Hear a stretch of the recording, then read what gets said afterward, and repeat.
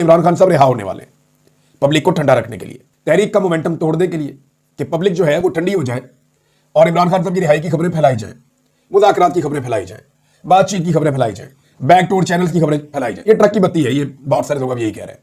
सलमान अकरम राजा साहब पार्टी के secretary general, उन्होंने भी यही कहा। जुनैद अकबर साहब खैबर पख्तूनख्वा से क़यादत, उन्होंने भी यही कहा। अब अलीमा खान साहबा जो इमरान खान की बहन है वो भी यही कह रही हैं, जबकि जो आलिया हमजा साहबा है उन्होंने भी ये सौदा खरीदने से इनकार कर दिया। आलिया हमजा साहबा ने कहा कि इंडिया के साथ सीज फायर हुआ है तो फिर पाकिस्तान और इमरान खान के साथ भी सीज फायर होना चाहिए, लेकिन हालात और वाकयात इस तरफ इशारा नहीं कर रहे। उन्होंने भी कहा ऐसा कुछ नहीं होने जा रहा कि कोई सीज फायर हो रहा है पाकिस्तान तहरीक इंसाफ के साथ, या हालात बेहतरी की तरफ जा रहे हैं, ऐसा नहीं हो रहा, होता हुआ फिलहाल दिखाई नहीं दे रहा। तो ये सौदा खरीदने से उन्होंने भी इनकार कर दिया आलिया हमजा साहबा ने, क्योंकि दूध का जो जला हुआ होता है ना वो छाछ भी फूक फूक के पीता है, और ये सबको पता है। इतनी बार धोखा दिया गया है पाकिस्तान तहरीक इंसाफ को कि अब एस्टेब्लिशमेंट या उनकी जानिब से बताई गई खबरों पर कोई भी यकीन नहीं करता, ना कोई यकीन करने के लिए तैयार है। अब मंगल को इमरान खान साहब की मुलाकात है, देखते हैं मुलाकात होने दी जाती है या नहीं। अगर मंगल को इमरान खान साहब की मुलाकात होती है और वो कोई बात करते हैं तो वहां से कंफर्मेशन आएगी कि क्या वाकई कोई बात आगे बढ़ रही है या नहीं बढ़ रही, या इमरान खान साहब के स्टेटमेंट से आपको आइडिया हो जाएगा। नाज़रीन, नवाज शरीफ साहब का फिर एक बयान आया और बड़ा तफसीली बयान आया, ये मेरे पास सामने पड़ा भी हुआ है। नवाज शरीफ साहब मिले हैं इरफान सदीकी साहब से, सेनेटर हैं, तो वहां स्टेटमेंट जारी किया गया। वैसे नवाज शरीफ साहब के ज़्यादातर स्टेटमेंट या तकारीर इरफान सदीकी साहब ही ये करते हैं मामला। उन्होंने कहा बहादुर मुसल्लह अफवाज ने इंतहाई पेशा वराना महारत और भरपूर अज़म से वतन का दिफा किया। नवाज शरीफ। नून लीग के सदर और साबिक वज़ीर आज़म नवाज शरीफ ने कहा कि पाक भारत जंग में हमारी बहादुर मुसल्लह अफवाज इंतहाई पेशा वराना महारत और भरपूर अज़म से सरजमीन वतन का दिफा किया।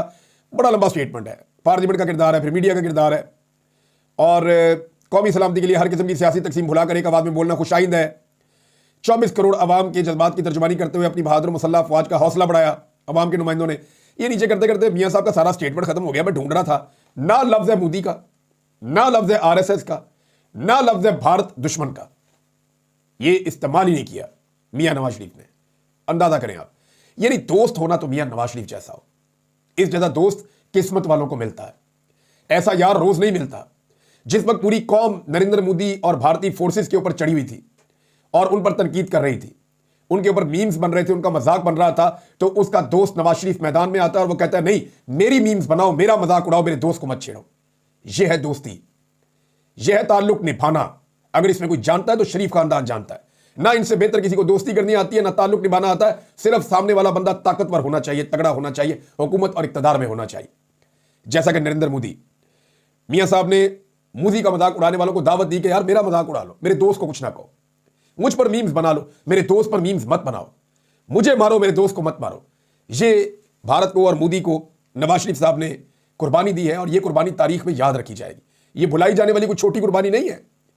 3 दिन से मियाँ साहब पर मीम्स बन रहे हैं, लेकिन हद है कि उन्होंने अभी तक मोदी का, RSS का या भारत का दुश्मन का नाम नहीं लिया उन्होंने।